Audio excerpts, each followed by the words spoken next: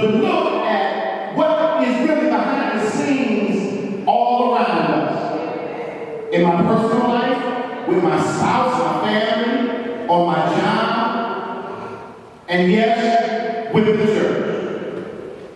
What's behind the stage? What's behind the curtain? You see, life is a performance. And we push each other, and we push the church, we do it on our jobs, we do it in our businesses, for us to get it together because the show is about to start. Are you with me? Get it together because company is coming over. Get it together, the performance is about to start. Get it together, we're about to start service. Get it together, don't act like that. Don't hold up on that. Wait.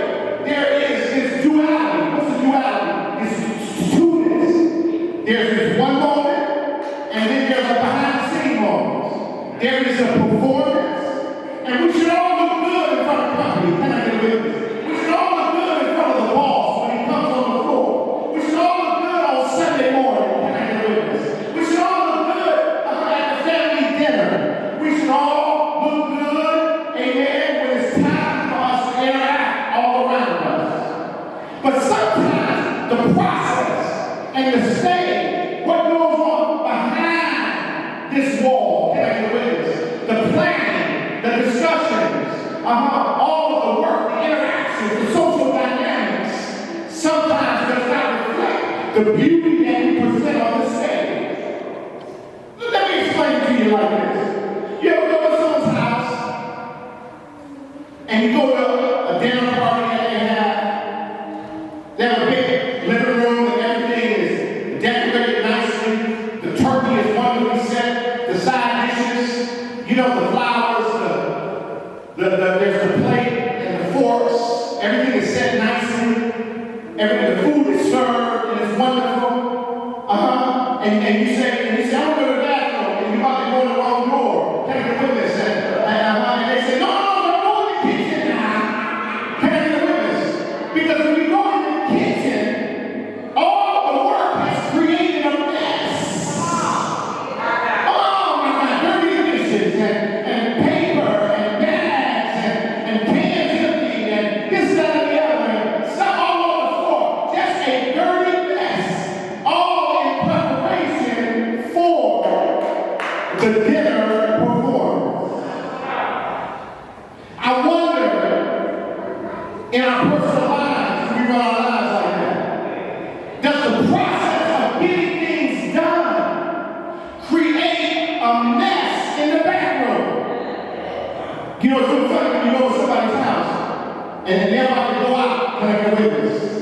And you wait, amen, and for them to come out, amen? And then they come out dressed all nicely, can I get a witness? But if you look in their bedroom, can I get a witness?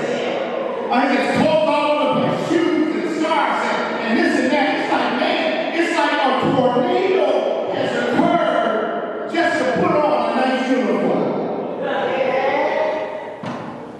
Now watch this. This morning I'm talking about the reality of church life, the reality of your family, the reality of your personal social engagements. Is the process of getting things done worth it? Can I get a witness? Is the back rooms behind the curtain, is it reflective of what church looks like on Sunday?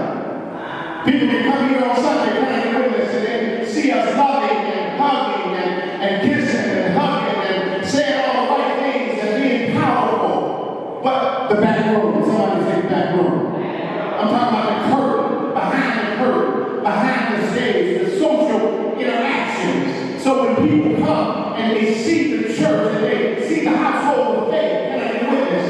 I want to add something to that scripture in Galatians. It says, when given an opportunity, we should strive to do good to all, even the household of faith. I want to revise that. We should say, we should strive to do good to all, even the household of faith, all the time.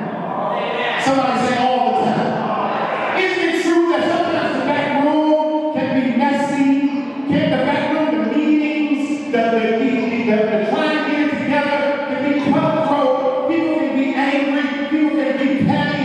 People can hold on to grudges. People can be uncooperative. Can I get a witness?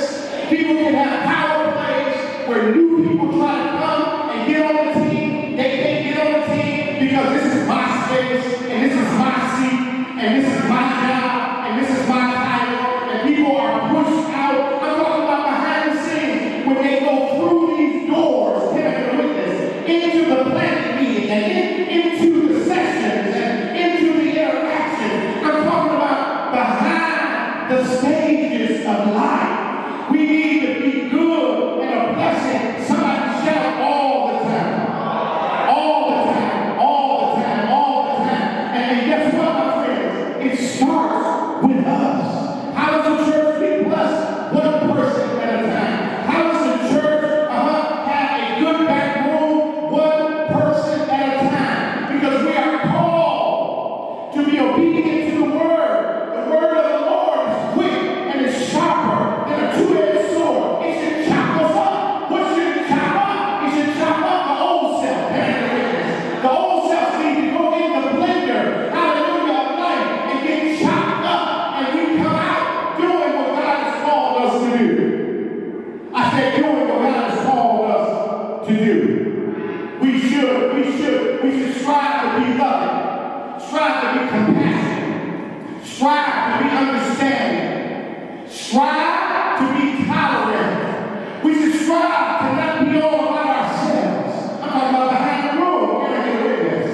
Not all about me, but I'm sensitive toward you. What if we launched a process at the church where each one meets one? Can I get a witness? Oh, isn't that a good ministry? Each one meets one. When you look around and there's 5 people that you need to get to know, and they need to get to know you, and you meet for 10 minutes, just sit down, and I'm sharing with you who I am, and you're sharing with me who you are. You're sharing with me your blessings and your strengths. I'm sharing with you my blessings and my strengths. You're sharing with me your challenges and what you're working on, and I'm sharing with you what my challenges are and what I'm working on. Can I get a witness, somebody? And I'm asking you, what do I need to pray for? And you ask me, what do I need to pray for? You tell me, what are your challenges and what are the things that rub you the wrong way so I can know, and I tell you. Can I get a witness? And I ask for permission to be your friend, and you ask for permission to be my friend. What does this do? It strengthens the household of faith. How do we strengthen the household of faith? We strengthen the household of faith by all of us opening up one to another. How do we strengthen our social relations? By